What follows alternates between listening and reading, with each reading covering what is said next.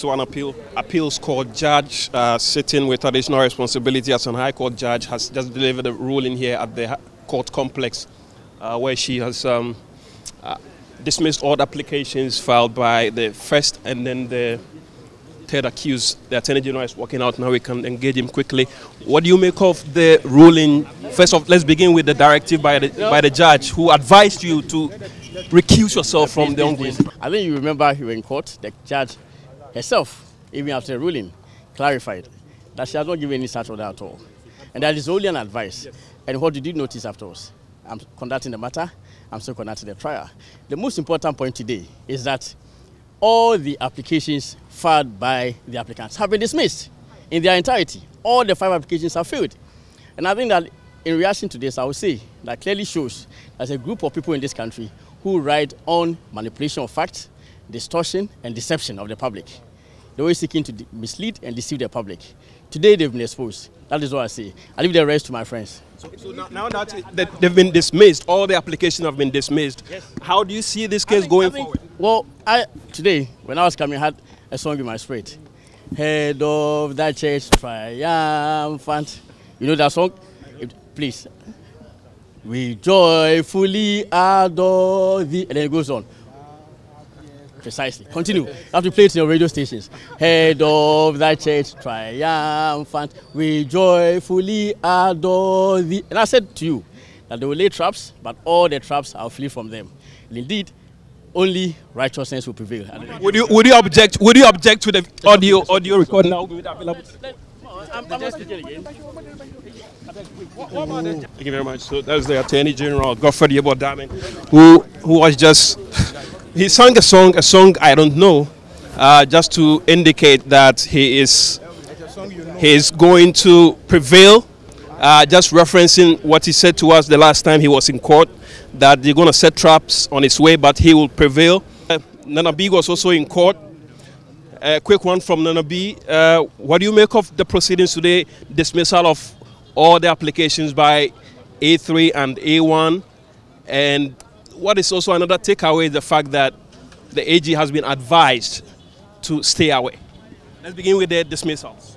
I think, first of all, this is what we've been saying all this while, that you cannot churn falsehood outside in the public domain, and you think you can transfer such falsehood into the courtroom. No, I mean, I've always said this, and today they have been exposed badly, right? And all the applications they filed were dismissed, and we were all in court.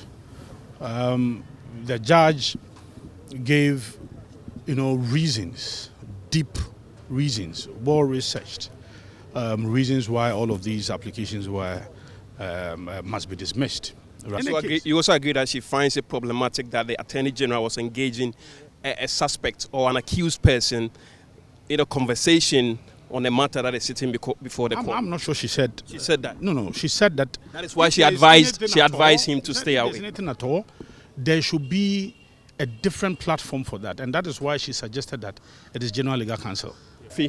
Okay, so Sami, tell us first of all, what do you make of the dismissal of all the applications filed by Casey Latoforsen and then Richard Jakwa? Well, we will categorize our position on the proceedings of today in 3 parts.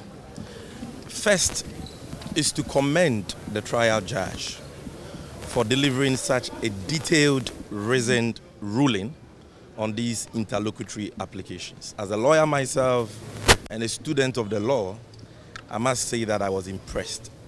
This enriches our jurisprudence and helps students of law to appreciate the law. It helps us to constructively agree and disagree or criticize the judgment. Where there are serious issues about abuse of the court processes, the court has the jurisdiction to deal with those matters under Article 140. And we don't know of any known law that takes away that power. The trial judge also makes statements about that the Attorney General did not utter certain words, okay? Words that Mr. Japa uttered on the tape, that you have been meeting me in my cousin's house and you've been telling me to testify in this particular way, and if I do that, I will be dishonest and I'll be helping you to jail an innocent man. I'm paraphrasing, right? And the trial judge says those were words uttered by Mr. Japa. But the trial judge forgets that was a conversation. Clearly we disagree, right? That's the court decision. We disagree. The lawyers will advise. But let me tell you the other good things about the ruling, which we agree with. What we agree with and commend the judge for was, number one, to admit Exhibit CAF2, CAF2, which is the audio recording the NDC put out. That is a heavy blow for Godfrey Dame, who has been trying to escape accountability. More tapes are coming up. Then number two, and that is the juice of this matter. That is what makes all of us happy about this matter, is that the trial judge says that it gives great discomfort for an attorney general and minister of justice to be speaking to an accused person when he knows that he's not supposed to be speaking to the accused person in the first place. And the judge, clearly, even though she denied jurisdiction, has given us a cue and we know what to do. Aside that, the judge went on to say that Godfrey Dame should stay away. She is advising or directing, whatever word you use. What's an advice? An advice can lead to a direction. Strongly advise. Since Ghana became Ghana, from the days of attorney generals like Geoffrey Bink, have you ever heard a court telling an attorney general that I'm strongly advising you to stay away from a case?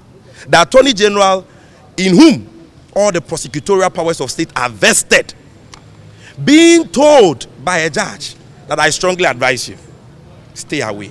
This is a shame. The judge has already made pronouncements on the tapes. She has listened to it 10 times. That is what she said, that she's listened to the audio recording 10 times, and nowhere in the audio recording did she hear the Attorney General coaching Richard Japa to give testimony in a certain direction to incriminate the first accused, Dr. K. Selatofos. And the judge says she has listened to the audio and she didn't find anywhere in the audio recording that got the first accused to incriminate the first accused. She said going through ordeal were the words not uttered by Godfrey Dame, and in fact, they were words said by Richard Japa. That is according to the judge. And I am not asking you to help me with the words of the Attorney General. The case has since been adjourned to Tuesday. We will come back here because Richard Japa is mounted the witness box again and is being cross-examined by Edruji Tamaklo, who was staying the brief for Aziz Bamba, who is the lead counsel for Richard Japa. Unfortunately, he couldn't show up in court today, so Edruji Tamaklo held the brief for him.